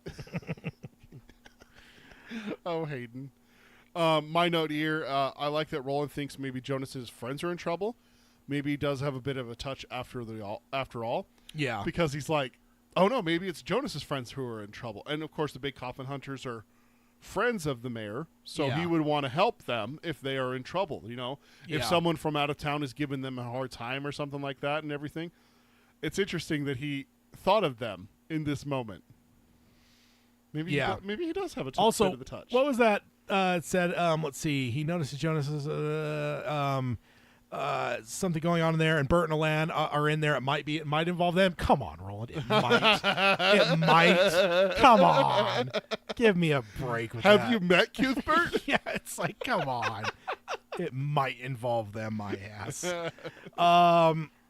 And then my note, it might be the touch, or maybe he's just assuming the trouble the trouble that's involved here has found his friends. Yeah. Because that's what I would assume. Because like ultimately, like logically, right? Well, It's so like, the- okay, yeah. the Coffin Hunter's been in this town already for a while. Yeah. I don't think he knows like we understand now because we have all this insight into like how the town reacts to them. But ultimately, they've been here for some time. Yeah. I think he's even been told how long they've been there. Yeah. A month or two, a couple months or whatever Like it is. special security, right? Yeah, exactly. So he knows they've been there a while. For something to dust up, I would, if I were a thinking man in this circumstance, I would think that like, okay, well, what has changed that might have caused this trouble? Well, that's you guys. So, I wouldn't just like I guess logically, I wouldn't think to myself like, oh, the Coffin Hunters, like just ran afoul of fishermen. Like, come on. yeah. I just don't see that being a logical Well, I thing. mean, like, with Jonas acting the way it is, it's logical to think about the coffin hunters with that. But I guess yeah, but I mean, the other side of it, I guess, Yeah. Roland sees him and he knows that the Coffin Hunters are probably involved in something. Yeah. But like when he's like, Keith and Len might be involved. No, they're fucking involved, dude. You guys know are this. you're the new You're the variable. new ones. Yeah, you're the new variable. You're the newbies. Everybody, like if there were like trouble to be had with like fishermen or whatever, that probably Yeah. happened a month ago when they first arrived. Yeah, Not exactly. Not now. Come on, Roland. That's a good point. But yeah, That's the end of subchapter 5. indeed. Yeah, and this David. long- no, this David. Everything's been fine on your notes too. Yeah. But yeah. And this super long subchapter 6. Are you ready to get through it? I know it's going to be hard for you, Ted. Well, hey, I will say the second subchapter that I did was actually probably the longest of the set we had. So it worked out great that I, got this nice. I honestly, you said it was my choice who started and everything like that. I just went to the last one and I was like, this is the conclusion. I want that one. that's what made it my decision. Yeah, I was just like, there's a few awesome things. I think Yep. it was split pretty evenly. Some big moments there, and I'm like, I don't know which one he wants. So It wasn't until afterwards that I realized the Cuthbert lines were in yours. I was like, damn it. I already said that I would do these ones. all right, so subchapter 6, Petty the Trotter stood still on her stool, but no longer feeling drunk, and no longer had any thoughts of singing. She could not believe what she was seeing. Jonas had the drop on the boy, who had the drop on Reynolds, who had the drop on another boy, who had the drop on DePape. Say that 5 times fast. And the last had in fact drawn blood from DePape. And when Jonas told the last boy to drop the knife, he had refused. She thought that she can be sent to the clearing at the end of the path because she had now seen it all. She thought she would get off the stool. There was bound to be shooting very soon, but sometimes you just had to take your chances because some things are too good to miss. Right? So This is one of those things. Like I watched Napoleon yeah, the other day for the first time on Apple TV Plus, and I was watching it in like the beheadings and stuff like that, and always reminds me when I see a public execution that's what people would go out for entertainment. yeah. They would pack show a up- lunch and Hacks the cook, they would show up and they'd Yeah. pack a lunch. They'd go and watch 3 people get hanged. They'd watch Yeah. 5 people get beheaded and stuff like that. And so this is their form of entertainment, is seeing what DePape does to this boy. yeah, And then this affiliation brat is stepping in. And so now it's turned into something that's once in a lifetime. And that's why she says, this is an opportunity that's too good to miss. If I get shot, I get shot, but I have to see what happens. yeah. I can't hide. Yeah, indeed. Hayden, you got a so yucky from Hayden. You're talking about beheadings there. So my note is here. I think Petty stands for most of the people here. They all have to see the danger in this situation, but none of them are leaving or clearing out. This tells us why ultimately Exactly. she's the stand-in for the rest of them. Like, Oh, yeah. because that shooting's probably going to happen. Like, you're in this crowded bar, like. you're in danger, like Yeah. serious danger here. It's like, why is no one leaving? So I think King's brilliant for throwing this short subchapter in, Yeah. letting us see Penny the Trotter to kind of get the idea of, why not a single person's left this. Well, the other thing also is that if anyone breaks for the door, don't you think that someone might, oh, he's making a move, bang. No, I think if you're just one of the normal people that are not involved in this, I think you could probably get out and be You think safe. they could? Yeah, okay. Yeah. Well, we actually find out here in the next subchapter that someone did get out. Yeah. So- But yeah, exactly. So I don't think I think it just comes down to, though, like, people have to be able to do the calculus in their mind to go, if shooting starts happening, I'm in danger here. Is it worth it? And they're not. Yeah, it's like the entertainment's enough where they're like, I'm not going to leave. Again, my last note here. Again, everyone's so entertained. They're risking their skins, their lives, their life and limb. No wonder we love this scene so much. Yeah. We're from the safety of the other side of a book. We're the so- fly on the wall, being able to watch this without being in danger. Yes, indeed. Yeah, and so that takes us to our last subchapter, subchapter 7. Starts with Alan with Jonas's gun at his back. It says Alan explains that they're in town on affiliation business. If they harm them, the affiliation will take note, and so will their fathers. They would be hunted like dogs and hung upside down when they were caught. Jonas says there isn't a patrol within 200 wheels, maybe even 3. And even if there was one right over the next hill, he wouldn't care a fart in a windstorm. And he says their fathers don't mean a squirter to him either. He tells Alan to put the knife down or he will blow his fucking brains out. Alan, again, says no. Cuthbert says further developments would be quite wonderful. His voice is still cheerful, but has a slight beat of nerves. The good kind, not the bad. Of course, Cuthbert has the good kind, not the bad. Well, this is Jonas thinking, though. So good for him means Yeah. that this is like true nerves. Oh, you entering took that his as voice. Jonas? I always took it as Cuthbert was thinking that. No, Like- because it says this the good kind, not the bad kind. Jonas thinks bitterly. Oh, yeah, that's right. So- Jonas thinks bitterly. Yeah, Yeah. So there's some nerve entering. And Okay, I think okay. the humor's still there, but there's an edge that's coming into it And he's now like, where it's okay, like, good. yeah, Okay, good. it comforts Jonas, I think, Yeah. to finally see some stupidity. You're right. break. You're right. And he realizes that he underestimated these boys. And Cuthbert says, and this is a quote directly from the novel, "You shoot Richard, and Richard cuts Mr. Cloak's throat. Just as Mr. Cloak shoots me, my poor dying fingers release my sling elastic and put a steel ball in what passes for Mr. Spectacle's brain. You walk away at least, and I suppose that will be a great comfort to your dead friends." This is quite the Rube Goldberg machine, isn't it? Yes. Alan says to call it a draw, and Jonas refuses. He says no one does that to the big coffin hunters, and this is his last chance to. But then he is interrupted by something hard and cold pressed to the back of his shirt, right between his shoulder blades. Jonas knew at once who it was and what it was. He also understood the game was lost, but couldn't understand how such a ludicrous, maddening turn of events could have happened. Do you really think Alan thought the affiliation line would work, or do you think that he was just playing for time, for hoping for Roland? And that my next note's answering that. I think that he believes it. He is just a kid after all. Kids are a lot better at seeing everything how it should be, quote unquote, because they have not yet found out that the world is cruel and unfair. So I think I don't know. So ultimately, that's kind of how I view it, right? Because like kids are always just like, "Oh my God, he cheated." You've seen it with kids, right? When they're watching a movie, even where it's just like you see someone do something dastardly, and they're like, "He just did, that's cheating," whatever. And it's like kids just take that shit personal because to them, like Dude, the world's still good and bad. They're still like and good is always going to triumph. Like that's just the way kids' minds work. It's hard when a kid sees the first time in a film or TV show where the bad guy wins. Yeah. I remember it with Braveheart. Braveheart was one of those movies early on that I watched. I remember a kid in my elementary school who got to see it, and I wasn't allowed to watch rated R movies, so I hadn't seen it yet. And he's like, "Yeah, the good guy dies in the end of Braveheart." I'm like, "That's stupid. That would never happen in a movie." Yeah. And then I watched the movie, and I'm like, "Oh my God, it happened!" Like, Yeah. what do I do? Like, Yeah. like how am I supposed to like? What happens now? Yeah. First time it happened to me, I was like jumping up. Yeah. The bad guy won. I'm glad that you admit that they're bad guys instead of trying to lie and call them good guys. That's why Empire Strikes Back was so great. The rebels just kept getting beat, beat back, Yeah, destroyed. the good guys lost and the bad guys won. Wow. You just admitted that the Empire is bad. I don't know about that. I have it on tape. They're not the armed terrorists blowing up installations and whatnot. But then my note, but this might be his wake-up call that their security blanket of affiliation was a pipe dream, and they're now in the real world. Like, that's how I took it. Like, I just think that, like, there's kind of that tone I hear in it, and I know we're just reading, but there's a tone I hear in it where it's just like, I think he came into this thinking they had that trump card. Yeah. You know, and suddenly that trump card doesn't mean anything. That rug got pulled out from under him.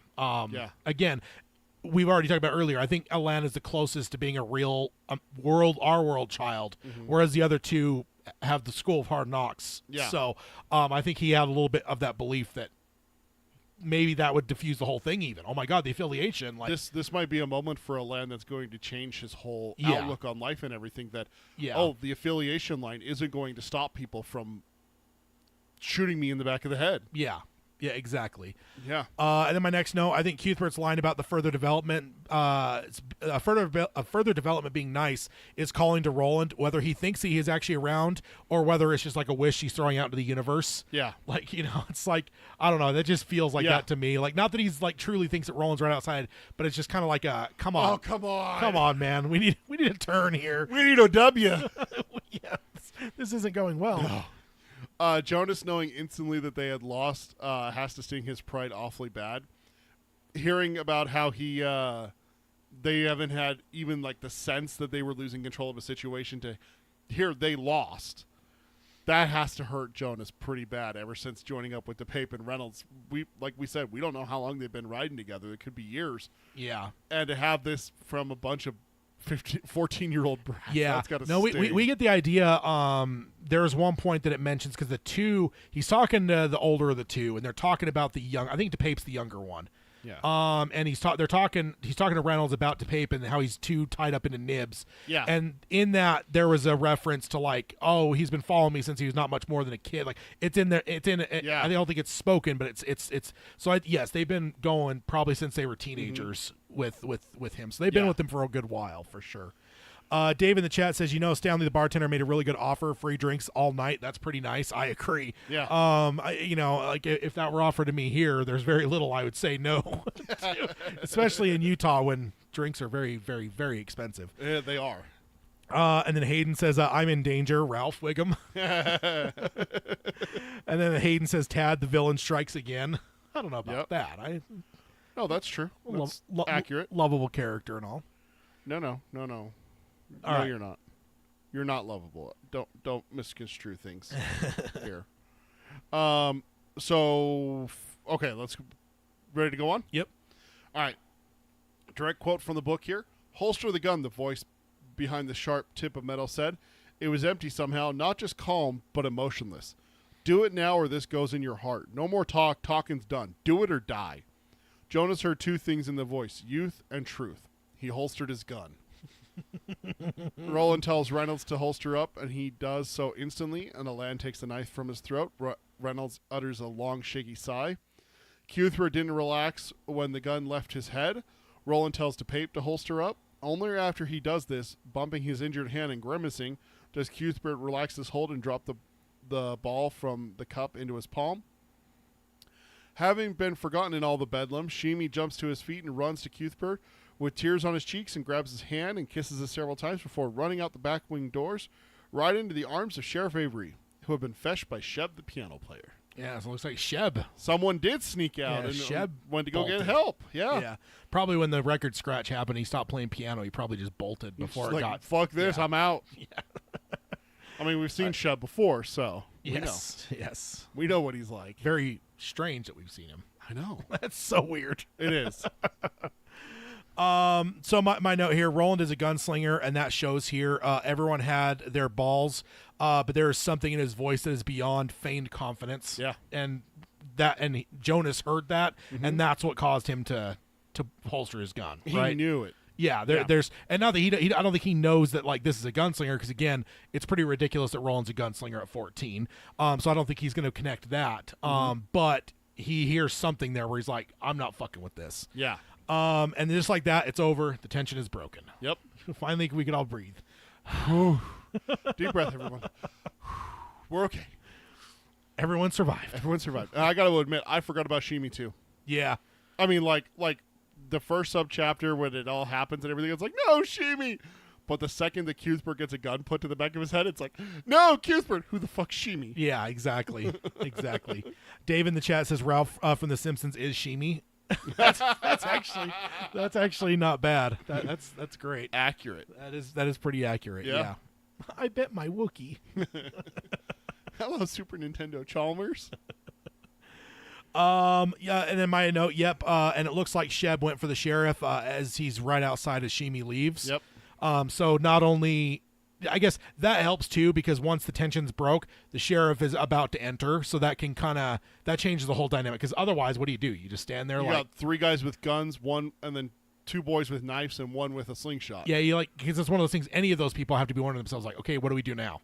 Yeah. Like, we're all standing here, we've all put our guns away, down, whatever. Yeah. But, like, now what? Yeah. So the sheriff being right outside, I think, is pretty handy, because that can break things up. He can get everyone over to their corners, potentially bring them to jail. We don't know, but it's interesting for sure. And with the sheriff coming in, I just have the question: how much trouble is this going to cause for the boys? Yeah, it's ooh, that's law. Yeah. And then my reaction to that, plenty. Not only is their cover blown a bit, but now the coffin hunters are not just going to watch them, but they're going to have it out for them. Well, we already heard Jonas say what he was going to do with them. Yeah, and then on top of that too, like Roland kind of exposed himself a little bit because of that underlying like metal, that gunslinger metal. Like, not that Jonas knows he's a gunslinger, but I think there's an element of like, they're not going to be able to just play Babe in the Woods anymore. Now, everyone, this is going to spread too, right? Yeah. Small towns, like whoever's not in this bar is going to talk to someone that was in this bar, and this story is going to be from one end of this fucking place to the other and it's within also, 24 hours. And it's right? also not going to be the truth either. That's No, let's it's be gonna get- perfectly honest. It's going to be telephoned to death. Yeah. For those of you who haven't played it, it's probably called something else all across the world. Telephone is what we call it here in Utah, is where you put a line of people and you start with one, I like Dr. Pepper, and by the time it reaches the other side, it's the Nazis fought in World War II. You know, it's like completely different message once it gets to the other end. When you did that in grade school, did you ever change it? Oh, absolutely. I was one of the monsters that would do it. Did you ever have the teacher that traced it back and then discovered you? No. Really? No. Yeah, I had a couple My teachers. teachers never gave a shit. I had a couple teachers that did that, where they're like, all right, everyone, we're going to go back through. Tell me what you heard. And then that's going to expose you because you're the one that told the next person. Yeah. So, yeah, that happened to me twice. It's never stopped me, but No. it happened twice. No, I never had a teacher backtrace it. That was Yeah. interesting. Did you get in trouble? I don't remember. Not anything real. No, nothing like all the other shenanigans I would have got in those days. You did a lot of shenanigans as a child, so. Yeah. Hey, Cartman. Oh, man. And then David said, I saw a Reddit post where someone tried to cast the Dark Tower with Simpsons characters. It got taken down for some reason. Yeah, that's unfortunate. That would be a fun conversation for sure. I think Ralph as Sheemie is a good one. After Flanagan does his adaptation for the film, I can't wait for the Muppet version where every character is a Muppet and one live actor is Roland. See, whenever people talk about those, though. Roland shooting Muppets in tow. Oh, dude. The fluff flying everywhere. Although, every time there's any one of those options of just like, everyone's a Muppet but one. Yeah. I never pick a main character. No, you should have it as Oi. Just give me Oi should be the real one. Just give me some background character, just like you're just one person in tall. So it's like all these Muppets everywhere, including Roland, but then there's like one human running around. And you see like his brains get blown out and everything. and it's still would you have it as real brains, like you see like the gray matter and everything? Or would you have it fluff come out of the back of his head? No, it's got to be real brains. Real for brains, him. okay. Oh yeah. I do love the idea of slaughtering a bunch of Muppets because I think that'd be great to show kids. So funny. That'd be great to show kids. Oh gosh, dude, that's one thing that they haven't done. They haven't made a Muppet horror film. Well, we'll see whenever they get out of the or into the public domain. Like Winnie the Pooh. We still need to watch that with Hayden. Indeed. Yeah. Indeed. But that is it.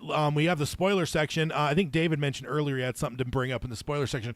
I don't have a whole lot to say, but let's I guess I can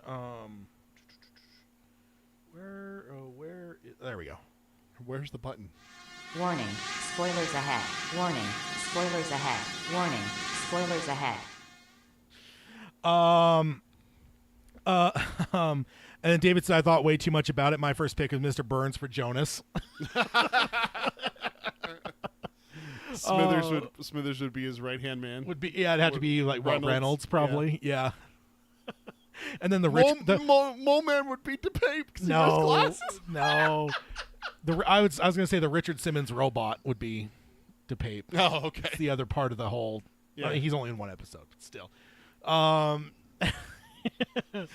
Yeah. Good grief. And ultimately, I guess in the spoiler section wise, I don't have a whole lot to say about the section, but I will say now that we're in the spoiler section, I could say, again, get your vote in. The last, the final 4 is currently going for March Insanity. Are we supposed to have a red screen right now? Oh, I did. I had it. I just forgot to hit the transition button. So, yeah. So we are in the spoiler section now. Yes, good call. Thank you. I wish I can get OBS to flip them. So like the upcoming was on the far side, and the one closer to me was the one that was actually being seen. Unfortunately, there's no way to do that. Let's see. So yeah. Let's see. And then David said, do you want to hit that while I pull up the March and say, I just want to point out to everyone. David says in the 5th book, Father Callahan alludes to there only being 42 states in the U.S. Does he really? How have I never caught that? In one of the worlds, right? Because there's also the different presidents on the bills. Oh, yeah. Okay. And he says, and Dinky in the 7th book tells Eddie that breaking is like the 30 minutes after you shoot up, showing that he could read his mind. Yeah. Yeah, there's. I can't wait to get to Callahan's stuff in the book clubs too. Yeah, indeed. And then, like, since we are on the spoiler section, the final 4 matchup is Eddie's death going off against Jake's final death, and then the on the other side is Oi lamenting Jake's death versus Charyu Tree, which is for this book. So. Go ahead and get your votes in today, and then it will be down to the final Good night, 2. Sweet Prince. Well, the final 2 we'll have. Those are deaths. Every single one of them. Well, lamenting Jake's death. I don't know if that's Jake's death. Yeah, Jake's death. It's connected. Every single one of them is a death. It's. Did you see it last? I've been voting. Okay, Yeah. so the last round when it was Oi's death versus Oi lamenting Jake's death. I was like, and it's always lamenting because it's always the person reacting to the person's death. Yeah, That's what gets me. yeah, Is like when you watch something like Band of Brothers or something like that. It's not the person who died.